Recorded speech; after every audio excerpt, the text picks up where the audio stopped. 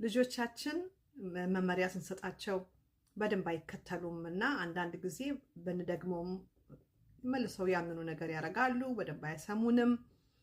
አንድ ነገር ተብለው በስነ ስርዓት ማድረግ አይችሉም። በቃ ስንት ጊዜ አንድን ነገር መናገር ሰለቸኝ እንላለን እና አንዳንድ ጊዜ እንዲያውም ልጆቻችን ሆነ ብለው እኛ የምንለውን ሳይሆን ተቃራኒውን የሚያደርጉ ይመስለናል። ማወቅ ያለብን ምንድን ነው?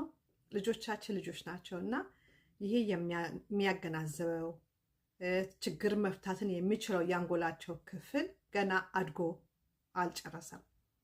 ይሄ የሚያገናዝበው የአንጎል ክፍል ነገሮችን በደንብ ማመዛዘን የሚችለው ልጆቻችን 25 ዓመት እስከመሆናቸው አንዳንዴም እስከ 30 ይባላል አድጎ አይጨርስም እና ልጆቻችን በተለይ ትንሽ ከሆኑ ያንን ነገር ማሰላሰል የሚችሉበት የአንጎላቸው ክፍል እንዴት ትንሽ እንደሆነ ማሰብ እንችላለን።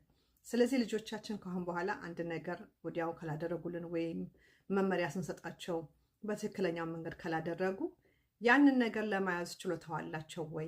ስለዚህ ነው መደጋገም ያለብን። አንድን ነገር አድርገን ነግረናቸው ስናበቃ ምንድነው ያልኩህ፣ ምንድነው ያልኩሽ ድገሚልኝ ልንል እንችላለን። እኛ ልንደግም እንችላለን። ከዛ ደግሞ ልጆቻችን ትኩረታቸው እኛ ላይ መሆኑን ማወቅ አስፈላጊ ይሆናል።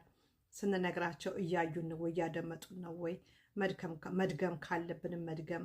እንደዚህ አድርገን ልጆቻችንን መስራት ያለባቸውን ነገር እንዲለምዱ። ምክንያቱም እኛ መጀመሪያዎቹ አስተማሪዎቻቸውን ከቤት ያለ ነው። ስለዚህ እነዚህ ልጆች ያ የሚያሰላስለው የአንጎላቸው ክፍል ገና ስላላደገ እኛ ያንን ለነሱ መሆን አለብን፣ መንገር አለብን፣ ማስረዳት አለብን። ሁሉንም ነገር እኛ እናስተምራቸዋለን። የምናስተምራቸውን ነገር እየያዙት ይመጣሉ። ያ ደግሞ ከኛ ምን ይጠይቃል? ርህራሄንና ትዕግስትን ይጠይቃል። ስለዚህ አንድን ነገር ልጆቻችን ስንነግራቸው ሁሌ ተረጋግተን ይሁን። መድገም ካለብን መድገም አለብን። የምን ደግሞ ስለማይሰሙና ነገር ማድረግ ስለማይፈልጉ ሳይሆን ያንን ነገር ለማድረግ ገና ችሎታው ስለሌላቸው ነው። ስለዚህ የሚቀጥለው ጊዜ ልጃችን አንድ መልእክት ስንነግረው ወይም ስንነግራት ከቻልን አጠር አድርገን መልእክቱን ከዛ ደግሞ ከነገርናቸው በኋላ ደግሞ መረዳታቸውን ለማወቅ ደግሞ ሰምተሃል እስኪ ንገረኝ ያልኩትን መልሰሽ የሚለውን ነገርም ማድረግ እንችላለን።